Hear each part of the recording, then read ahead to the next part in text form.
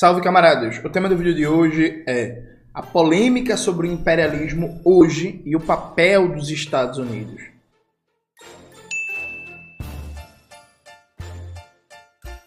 Antes de começar propriamente o tema do vídeo do canal, quero muito agradecer a você que ajuda a manter e melhorar nosso canal a partir do Apoia-se. Seu apoio é fundamental para a gente continuar o nosso trabalho. Note, tem uma polêmica muito importante que se desdobra hoje sobre o que é o imperialismo no mundo. Há várias interpretações. Uma das interpretações mais polêmicas que circulam é pensar o mundo dividido em um bloco imperialista ocidental liderado pelos Estados Unidos e secundado pela União Europeia, né, França, Alemanha, etc. E um outro bloco imperialista com Rússia e China. Isso demanda muita polêmica, muito debate, se a Rússia é ou não um país imperialista, o que é imperialista, se a China é ou não imperialista, o que é imperialismo e tal. E disso desdobra várias compreensões táticas e políticas, né? Veja, eu não quero fazer um debate com vocês nesse vídeo se a Rússia é ou não imperialista, ou se a China é ou não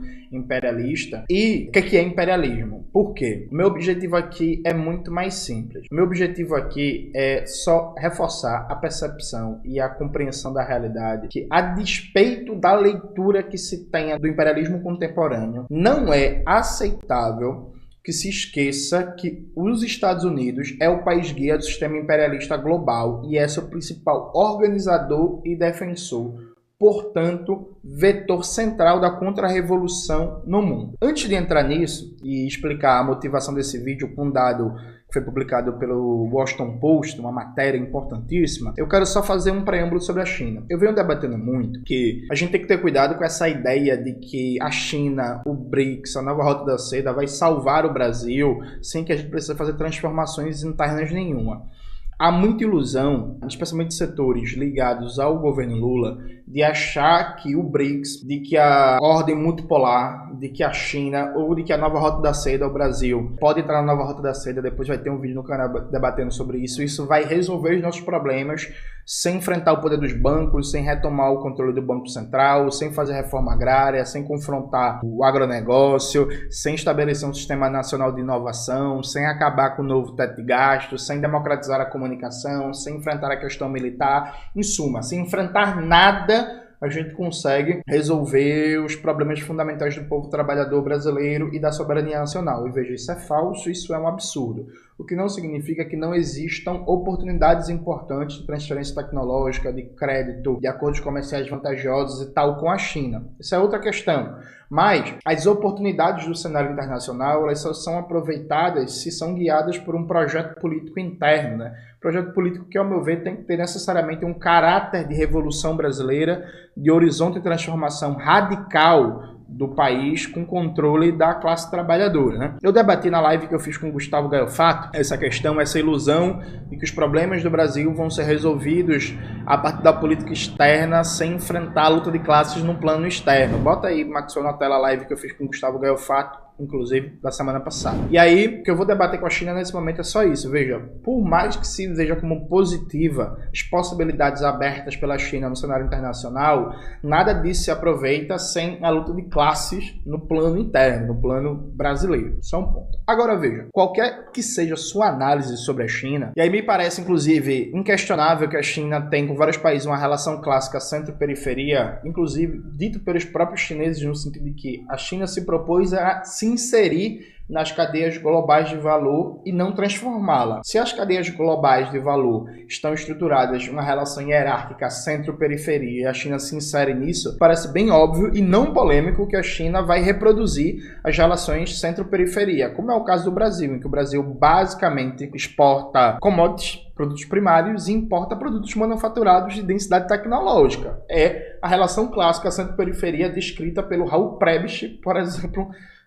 no século XX, né? O economista Raul Prebisch da CEPAL. E aí a gente pode fazer um longo debate se a China impõe isso ou não, tal, e por aí vai, mas o fato é que essa é, por exemplo, a configuração da relação Brasil-China. Ponto. Agora, esse debate crítico sobre a China, e eu não tenho nenhum tipo de ilusão abestalhada com a China de que a China vai salvar o Brasil. Eu acho que, como diria o grande economista Cláudio Katz, A China pode ser um parceiro. Agora, isso depende de que tipo de projeto político, de classe, está colocado no Brasil, no comando do poder político no Brasil. A gente não pode nunca esquecer que o sistema imperialista ele tem um guia. Porque, veja, a gente não pode pensar o imperialismo de um ponto de vista economicista nem politicista. O que é que significa isso? Veja, muita gente reduz o imperialismo a golpe de Estado, a sabotagem, a interferência externa. Então só é imperialista o país que fica promovendo golpes de Estado, sabotagens, assassinatos e tal. Então reduz o imperialismo a um papel politicista, né? Então se olha só a dimensão política, geopolítica da coisa, isso torna incompreensível, por exemplo, entender o papel do Japão. O Japão é um protetorado militar dos Estados Unidos, não tem uma capacidade política, militar, diplomática e de espionagem de atuar no mundo todo como protagonista, mas ao mesmo tempo, da formação social japonesa, você tem monopólios que têm um papel global muito importante, que estão subordinados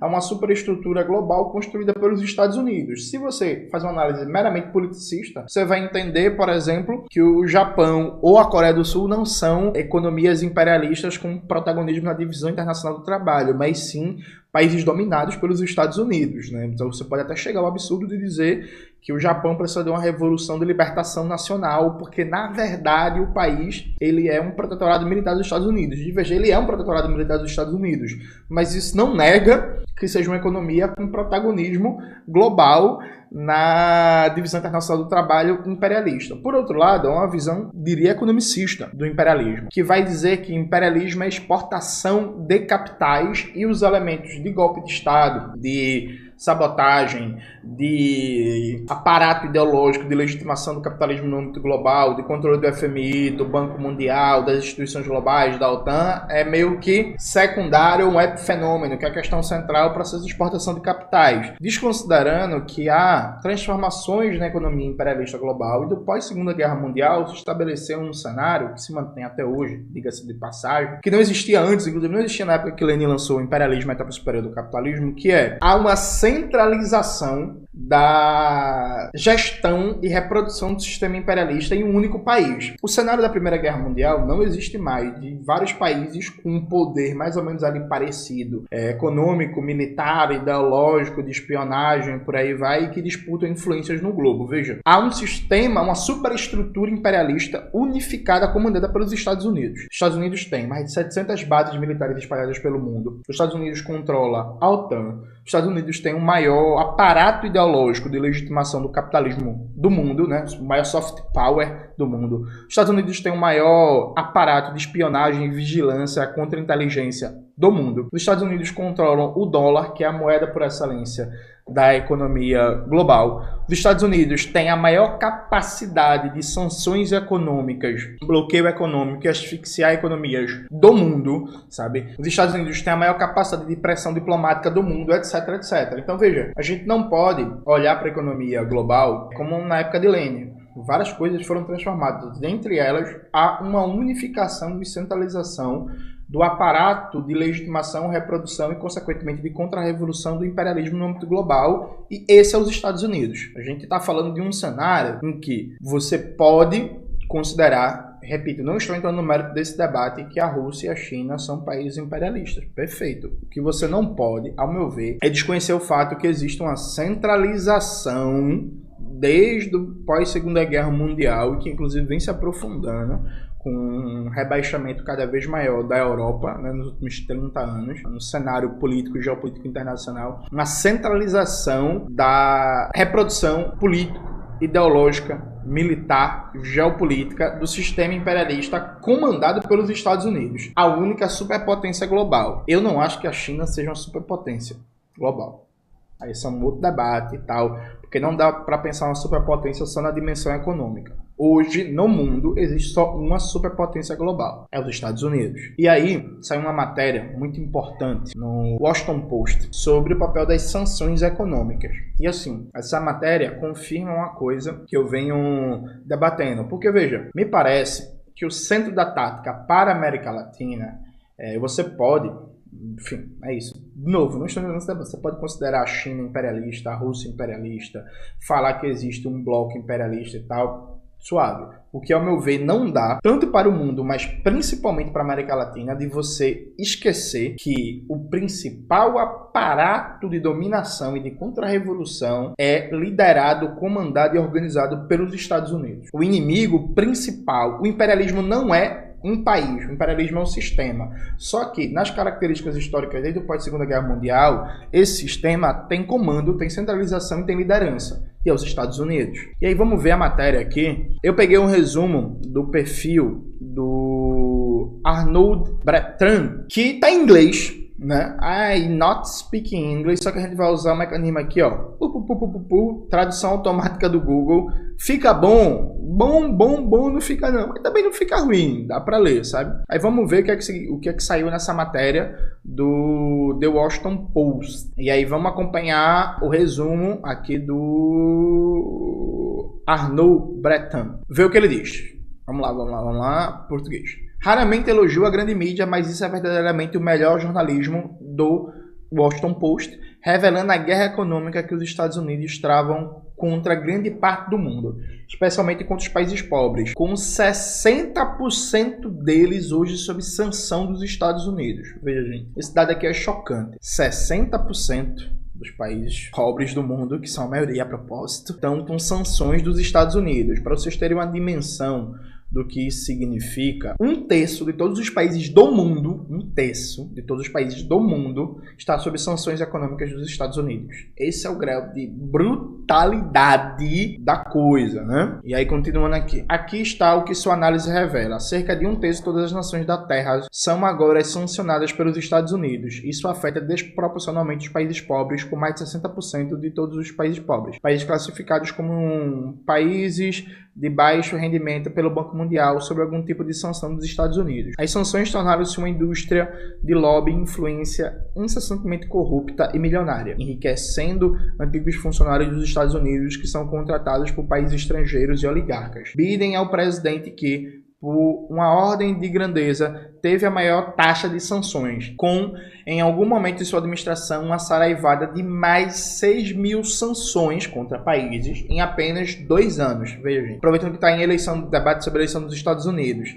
E aí há um debate abstrato, emocionado, superficial sobre a polêmica de democratas e republicanos. Mais de 6.000 novas sanções em 2 anos. Perceba a brutalidade. Não, Trump é isolacionista. São mais de 6.000 sanções em 2 anos. Novas sanções, né? E aí, continuando. As sanções tiveram efeitos devastadores sobre civis inocentes, causando diretamente imenso sofrimento e possivelmente centenas de milhares de mortes.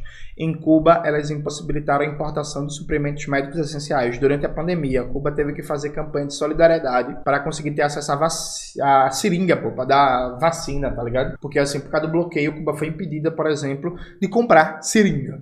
Cuba foi impedida de comprar máscara para a pandemia. Cuba foi impedida de comprar luvas, porque inclusive a indústria de produção de plásticos e tal, e Cuba é muito, enfim, pequena, Cuba não tem petróleo, e aí tem uma indústria petroquímica muito fraca, precisa comprar essas coisas, e aí simplesmente foi impedida. Assim, foi um negócio brutal durante a pandemia. Aqui, voltando.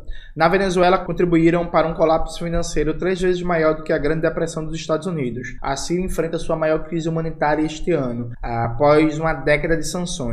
Pior de tudo, além de causar imenso sofrimento a civis em países majoritariamente pobres e de enriquecer um sistema corrupto, há muito poucas provas de que as sanções realmente funcionam. Esta é uma citação incrível do artigo de Bill Ranches, antigo funcionário do Departamento de Comércio dos Estados Unidos.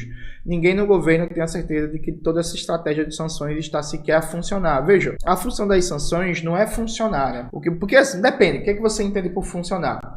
No caso da Venezuela, por exemplo, o governo não acha que as sanções vão derrubar o Maduro. No caso do Irã, por exemplo, o governo dos Estados Unidos não acha que as sanções vão derrubar o Irã. Essa não é a função. A função declarada é essa, não, a gente precisa proteger os direitos humanos, a democracia e tal. A função é outra. No caso do Irã, por exemplo, a função é impedir que o Irã se aproprie de toda a riqueza potencial das suas reservas de petróleo e não seja um país com maior capacidade econômica e, consequentemente, militar, dada a proximidade, inclusive, de Israel, né, e do eixo sionismo, imperialismo estadunidense. Então, a função não é derrubar a República Islâmica do Irã. A função é impedir que o país tenha todo o potencial de capacidade econômica a partir das suas reservas de petróleo. Isso está funcionando muito bem, obrigado. O Irã vende um petróleo, em média, mais barato, dado todo o custo que se tem para transporte e comercialização por causa das sanções, né? Então, o Irã é um país menos rico do que poderia ser dado sua reserva de petróleo. Está funcionando muito bem. Outra coisa, no caso da Venezuela, a função, ninguém achava que ia derrubar o governo Maduro ou PSUV por causa das sanções. A função era criar uma pressão permanente para potencializar os erros do governo Maduro, para potencializar o esgotamento da experiência bolivariana, inclusive reduzir a capacidade de influência da Venezuela na América Latina e na América do Sul e na própria esquerda global. Porque nos anos Chávez, a Venezuela teve um protagonismo geopolítico, diplomático gigantesco na América do Sul e na América Latina. Veja, esse objetivo também foi cumprido. O objetivo, por exemplo, das sanções na Síria não é achar que vai derrubar o governo Bashar al-Assad. O objetivo das sanções na Síria é impedir uma recuperação econômica da Síria e fazer com que o país não tenha nenhum papel significativo no jogo geopolítico da região. Esse objetivo está sendo cumprido, percebe? Então, as sanções funcionam. Elas não funcionam dentro da retórica que é derrubar o governo, fazer uma transição democrática, não sei o quê. Nesse aspecto, não. Mas nos aspectos táticos das tarefas específicas do sistema imperialista, funcionam muito e são brutais, né? Brutais. E aqui tem alguns gráficos, né? A própria matéria do The Washington Post.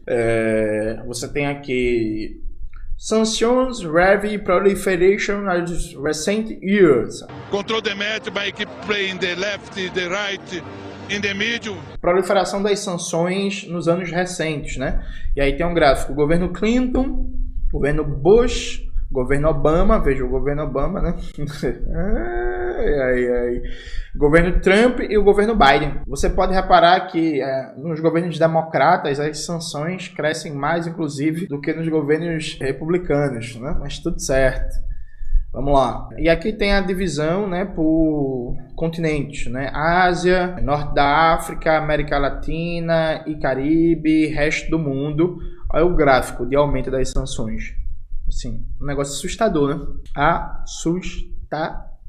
E aqui você tem uma tabelinha, né, com graus diferenciados, sanções muito severas, sanções de severidade média e por aí vai, sanções de menos severidade. Aí você repara aí o Irã, Síria, Coreia do Norte, Cuba, Venezuela, Iêmen, Afeganistão, Rússia, China, Burma, Líbia, Sudão, Belarus, Mali, Etiópia, Zimbábue, Nicarágua, Somália, República Democrática do Congo. Enfim, você tem um processo que, aliás, deixa eu até fazer um negócio aqui para vocês, que é abrir a matéria do The Washington Post. Quem quiser ler, vão, gente. Alguém vai dizer assim, Jones, coloca a matéria. Porra, gente, a matéria tá aí, o título, tá aí o perfil do colega, é só vocês abrirem, né? Enfim, aqui está fazendo uma tradução automática, né? Como 4 presidentes dos Estados Unidos desencadearam uma guerra econômica em todo o mundo. Basicamente, o que essa matéria mostra é que os Estados Unidos, eles atuam estrategicamente no mundo inteiro para manter a reprodução do sistema imperialista.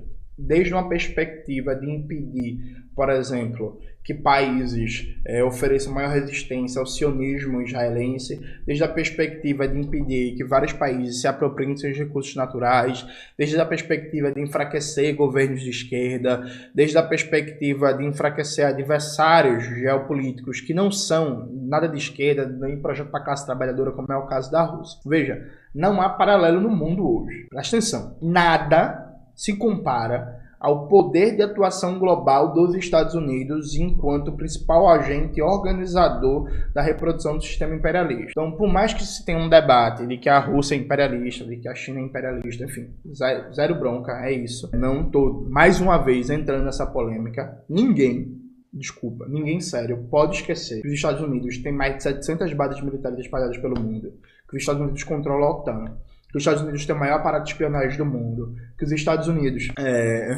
impõem sanções econômicas a 1/3 de todos os países do globo, que os Estados Unidos têm o dólar como moeda hegemônica do sistema global, que os Estados Unidos controlam os sistemas de pagamento mais relevantes da economia mundial até esse momento, e etc. e tal. Todas essas perspectivas de desdolarização, de mudança da governança global, das instituições ditas multilaterais, tudo isso está em debate, mas isso é coisa, e eu já falei isso várias vezes no meu canal, isso é coisa para 20, 30, 40 anos, tudo constante. Isso não vai acontecer amanhã. Nesse sentido, tem razão, embora por um caminho errado, o Domênico Lossurdo, quando ele fala que desde uma perspectiva anti-imperialista, os Estados Unidos é o inimigo principal. A gente não pode achar que imperialismo se resume só aos Estados Unidos e esquecer, por exemplo, que dentro do próprio sistema imperialista há uma divisão do trabalho, em que a França, por exemplo, tem um papel central na dominação neocolonial dos países da África Ocidental e do Norte da África, ou esquecer o papel da Inglaterra, inclusive, dos sistemas de vigilância e inteligência da Inglaterra, ou não considerar o papel da Austrália na Oceania e etc. Mas todos esses papéis secundários do sistema imperialista estão sob o guarda-chuva da hegemonia dos Estados Unidos. Então o Lossurdo vai por um caminho, ao meu ver, equivocado, mas chega numa conclusão correta, que é pensar os Estados Unidos como inimigo principal. Não por ser um país em abstrato, mas porque na cadeia imperialista, quem centraliza, quem comanda a reprodução do sistema imperialista e, por consequência, é o principal vetor global da contra-revolução é os Estados Unidos. E nós, como latino-americanos, em especial, não podemos nunca esquecer disso. Assim, sabe? A gente não pode, inclusive... Repito, a China tem um papel centro-periferia com o Brasil e com a maioria dos países da América Latina. Há uma questão gravíssima aqui, que é, por exemplo, a demanda chinesa estimulando o agronegócio brasileiro ou capital chinês se apropriando do parque elétrico brasileiro. Veja, é uma questão a ser enfrentada. Um projeto de revolução brasileira vai ter que necessariamente expropriar hoje capital chinês. Atenção. Aí a gente pode debater, especular muito se a China vai receber disso de maneira positiva ou negativa. Mas assim, objetivamente, uma das tarefas da Revolução Brasileira é, por exemplo, retomar o controle público, verdadeiramente público, da produção e distribuição de energia elétrica no Brasil. Isso passa por expropriar capital chinês. Se a gente fazer uma defesa de reestatização integral da Eletrobras, retirando inclusive a Eletrobras da Bolsa de Valores dos Estados Unidos, que o governo Lula nunca retirou, né? FHC colocou, Lula deixou. Perfeito. Tá no 5º mandato e agora que não tira mesmo. Então, retirar a Petrobras da Bolsa de Valores dos Estados Unidos, né? Recompor tudo que foi destruído da Petrobras e se reapropriar, por exemplo, dos postos de petróleo que foram privatizados, isso passa também por expropriar capital chinês, sabe? Então, beleza, há um crescimento da presença da China no Brasil, presença econômica no Brasil e na América Latina, é uma questão a ser resolvida, só que esses dados econômicos não podem fazer com que a gente perca de vista quem é o vetor da contra-revolução global e o agente fundamental de organização e reprodução do sistema imperialista, percebe? Isso é fundamental no processo de reorganização das esquerdas brasileiras, no processo de reorganização da classe trabalhadora, no sentido de colocar novamente o anti-imperialismo como elemento central da cultura política e da nossa prática política na luta de classes. É isso, galera. Espero que vocês tenham gostado do vídeo de hoje do canal. Não se esqueça disso, se inscrever no canal, ativar o sininho, curtir esse vídeo, compartilhar e tudo isso que vocês já sabem. Lembrando, a gente tem uma lista de transmissão no Zap Zap com todo o conteúdo que a gente produz e recomenda. Entra lá na nossa lista no Zap, tá aparecendo aqui o QR Code na tela e tem também na descrição do vídeo o link do nosso grupo. Um beijo e até a próxima.